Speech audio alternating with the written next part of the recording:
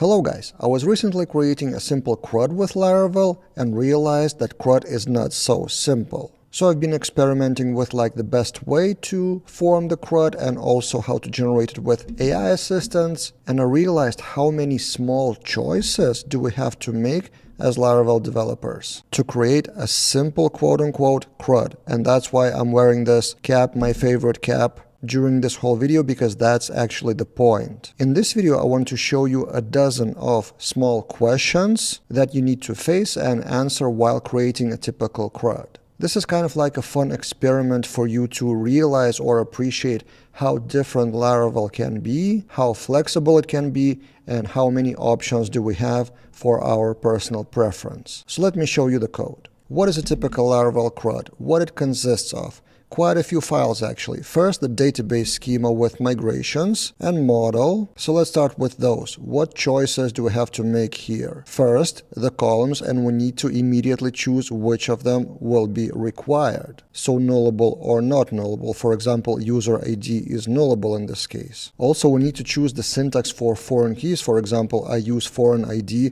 but there's also foreign ID 4, and you can provide the model. Also, we need to choose what happens with on cascade. So for example, on cascade delete, or for example, null on delete. So we need to think about the behavior of each foreign key. Then in the model, we need to choose fillable or guarded. My personal preference is always fillable, but again, it depends. It's personal preference. Then in here, as in every file with methods, we need to choose whether we use return types. Those are optional. It's kind of a good practice for better readability, but again, it's your personal preference. Another thing to choose. Oh, and I forgot one more thing. Should we use soft deletes here or not? That's another choice of database structure. In my case, I didn't use soft deletes, but if you want to do that, you add them in model and migration. Okay, and now we have the schema. Now let's fill in the factories and seeds. I always do that with every model right from the beginning, but that's also optional. That's another choice you may skip. But if you do choose to use factories, then in the factory definition, another set of options. What would be the rules for fake data?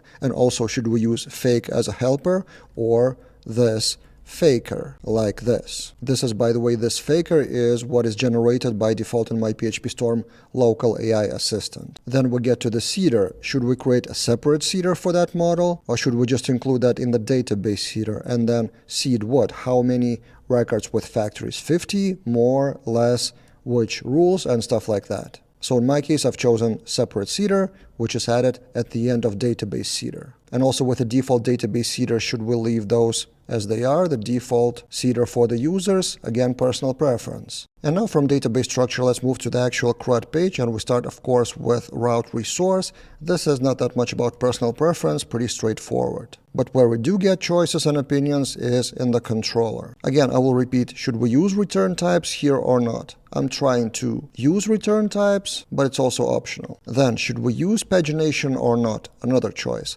Then, how to pass the data to the blade view? Should we use compact or array of key values? Another personal preference. Next, in the store method, for example, should you use form request for validation or not? And whatever you use, form request or not, how do you define the validation rules? With array or with separator syntax like this, whichever you prefer probably. Then if we go back to the controller, edit method and show method. It is generated by default, but do you actually need the show method? In many cases in CRUDs, you only need the edit method, so you need to probably delete the show method or not. Again, personal preference. Another choice which is not visible here, where to check for permissions. In my case, it's not here because I don't check any roles on permissions in that project. But if you do check permissions, where do you do that? In the gates, in the policies, in the controllers here on top of every method? Another personal preference. Now, if we get to any blade file, then a choice of layout, for example. In this case, I'm using Laravel Breeze, and then a whole set of choices about the front end, which styles to use, which blade components, if any, where to put which thing. And for example, for table, if we go to tasks index, for example,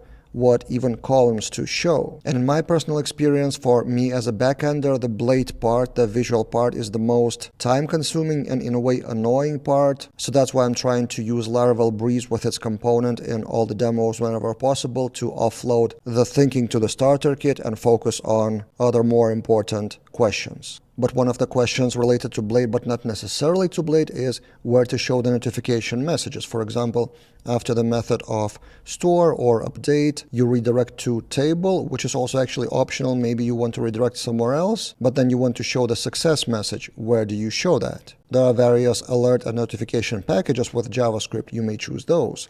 Or you may just show the message above the table, for example. For that, I created a separate Blade component. And finally, after you create all the CRUD, another question is automated tests. Of course, the question is whether you should write them, and the obvious answer is yes, if you have time. But even then, the question is what you should test. Is it just about assert OK for each page?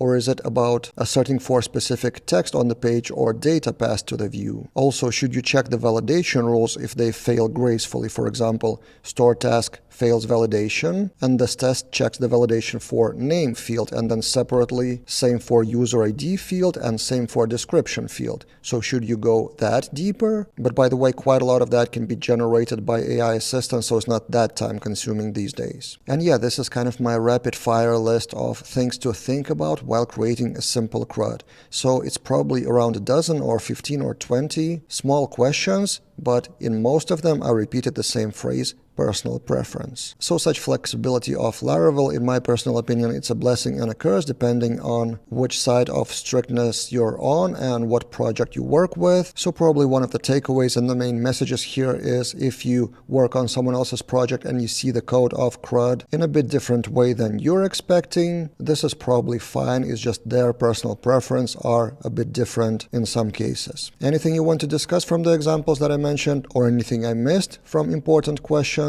while creating a CRUD, let's discuss in the comments below. That's it for this time and see you guys in other videos.